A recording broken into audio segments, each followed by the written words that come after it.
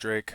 I was just working on a little project for making templates, easy templates for streamers that want to have um, something that's quick and easy to set up a stream.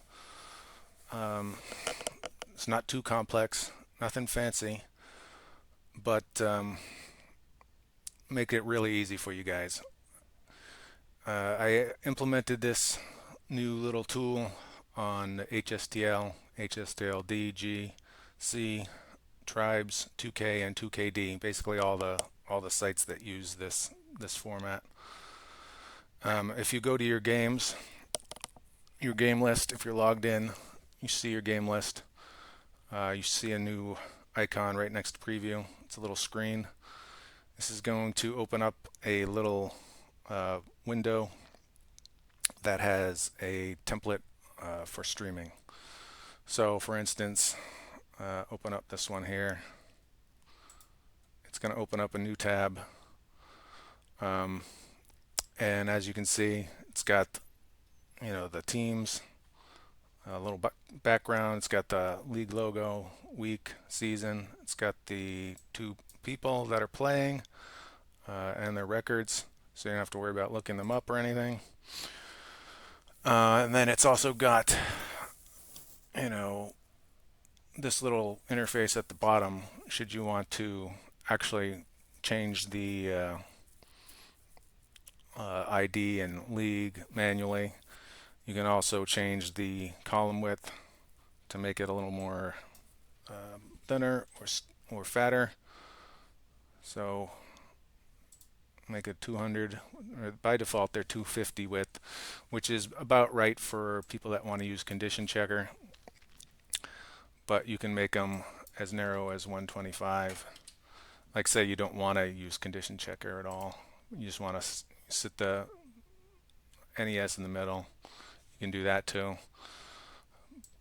I mean, there's more stuff that I want to do with this to give you more options as far as setting it up, but this is just real basic stuff. And I'm going to show you how to implement it into OBS real quick. So all the leagues, like I said, should have the little icon now next to preview. And when you click it, it's going to open up a new tab. It looks like this, based on, of course, your game and your league, whatever league you're in. Why don't I just show you what 2K looks like? Because 2K uses, slightly different modern stuff.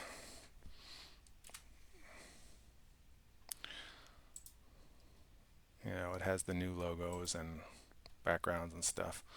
So here's my current games on 2K. You can see when you pop those in there, it's got the newer helmets and the newer backgrounds and stuff. All right, so how to implement this into OBS? I'm going to show you real quick. So by default, you're going to have a new scene. What we're going to do is add a window capture, and you can use whatever browser you want. Right now I'm using Chrome. That's my favorite one. So we're just going to call this the stream background, or whatever you want. It doesn't even have to have a name. And we're going to select the frame generator. We don't need to capture cursor on that. This isn't for the demo. So you see by default it drops it in there with the taskbar up top. All you're going to want to do is grab it, slide it up, or you can even use the arrow keys. Slide it up so that bar is gone, and then you'll see it's a perfect fit. This is with the 1280 width. That's what I like to use. Anything bigger is way too big in my opinion. Alright, so that's what it looks like. You can go back to the window if you want to make adjustments. Now that it's fitted in there, it won't change. So if I want to make it 220 now, You can actually change the background color too. So it's got a little picker. You don't have to go crazy, but you can make it whatever color you want. And then we go back to OBS. So now you see that it's got that slightly more narrow columns. It's got the background color. But I'm going to default it back to black and make these columns back to 250 for the demo purposes. Okay, so you get your basic template set up. I've got condition checker set up already, and I'm going to set that up as a source so we can set those up in the sidebars. So again, we're going to use window capture. We're going to call it CCH for condition checker home, and then we're going to clone this one to make it for away. I'll show you. So CCH, we're going to select the condition checker by Brewdog. We don't need the capture cursor on this. All right, so that's what it looks like. Yeah, that's what it looks like out of the gate. That's not very usable, right? So first thing we want to do is make cut this in half so we have a home side, and then we're going to clone it and make a away side.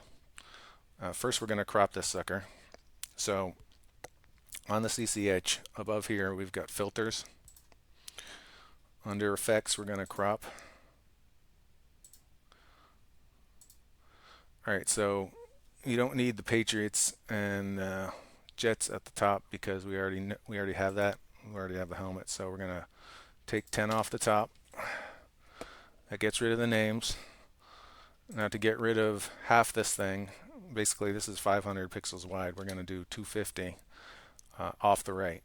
Okay, so now it's the right, you see it's about the right size here, but it's still covering up the background, so it's not quite as fancy as you want it to look like.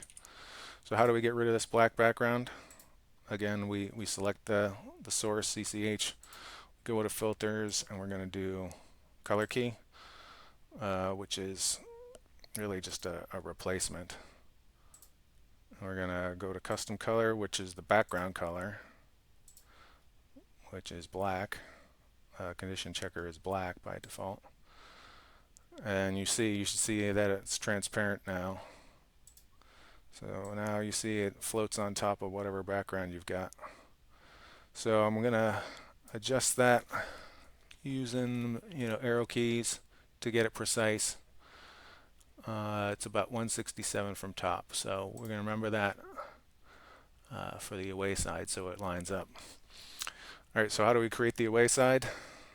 We're going to take this source, the CCH one, we're going to copy it, we're going to paste, duplicate. Alright, so now you got a CCH2 right there. We're going to rename that copy. We're going to call it CCA for condition checker away. And we're going to drag that. See, now it's still the same. It's still home. We're going to bring it over here to be 167 from the top.